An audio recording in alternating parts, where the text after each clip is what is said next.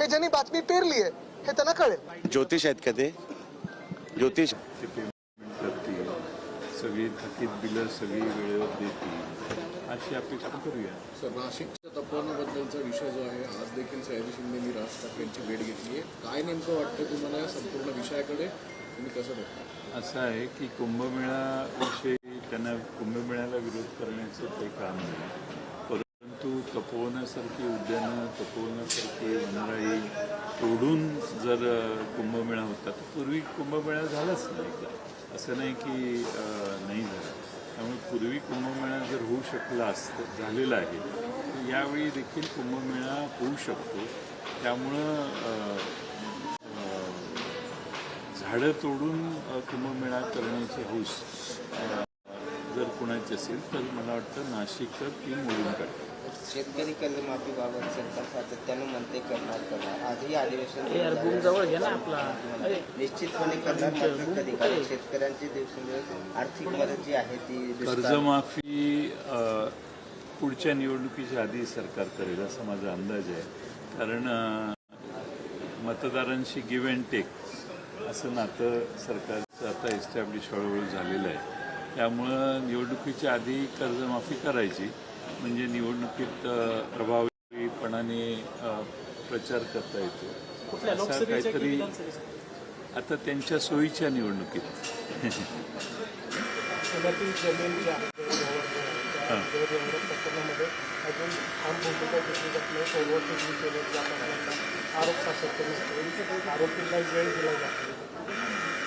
बघू. आता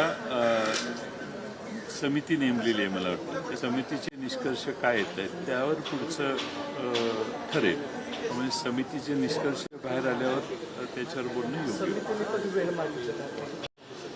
समितीला का वेळ पाहिजे मला कळत नाही. समिती अभ्यास करायला कमी पडते का? समितीला अभ्यास करायला वेळ नाही आणि एवढा काही गहन मुद्दा नाही आहे.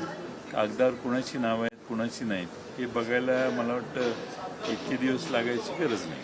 विरोधी पक्षासाठी भाषण असताना ते शिंदे गटांच्या नेत्याला काही भेटत आहे, ते व्हिडिओ व्हायरल होते. ऑपरेशन टायगर सुद्धा अशी चर्चा होती. परत एकदा विरोधी पक्ष कोणत्याकरता सुद्धा असं वाटतं.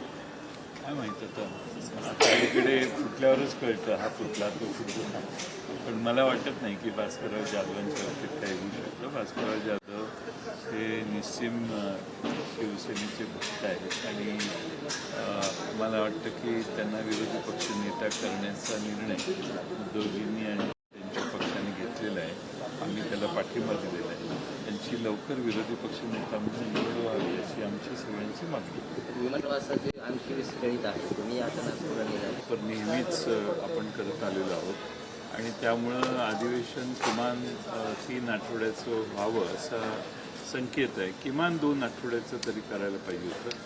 पण रविवारी एक दिवस जादा वाढवून दिलेला आहे म्हणजे विदर्भावर फार मोठा उपकार झाला असं त्याचा अर्थ झाला. विदर्भाचे मुख्यमंत्री आहे, विदर्भावर भेटत नाही असं वाटतंय का?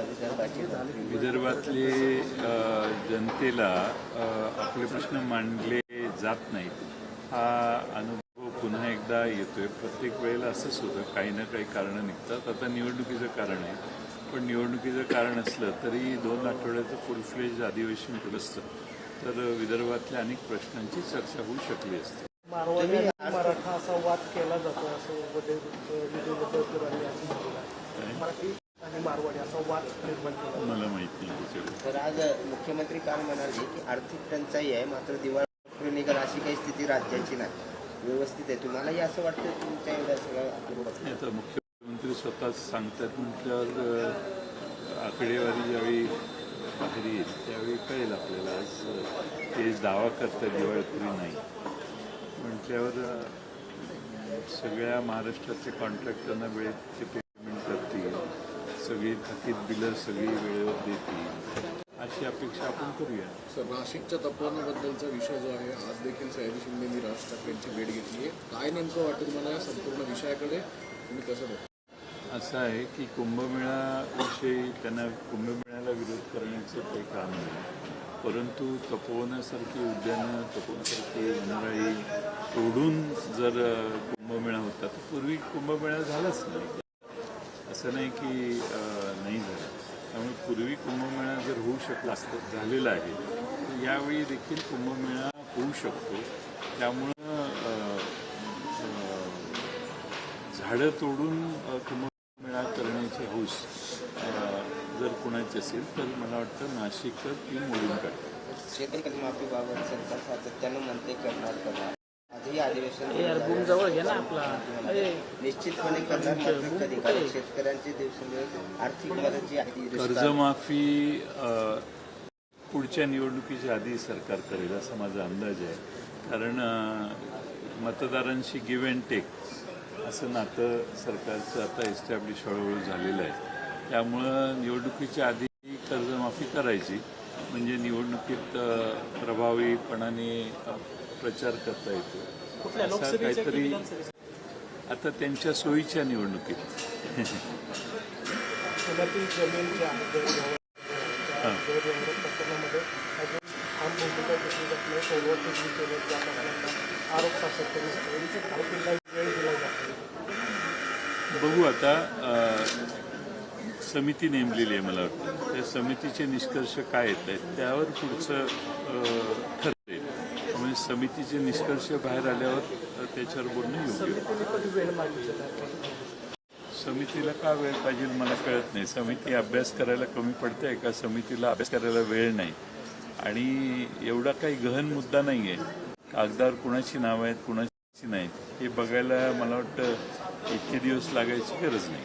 विरोधी पक्षासाठी भास्कर जाधवांचं नाव असतानाच ते शिंदे गटांच्या नेत्याला काही भेटत आहे व्हायरल होते. ऑपरेशन टायगर सुरू झालं अशी चर्चा होती. परत एकदा विरोधी पक्ष कोणत्या सुद्धा काय माहीत आता इकडे फुटल्यावरच कळतं हा फुटला तो फुटला.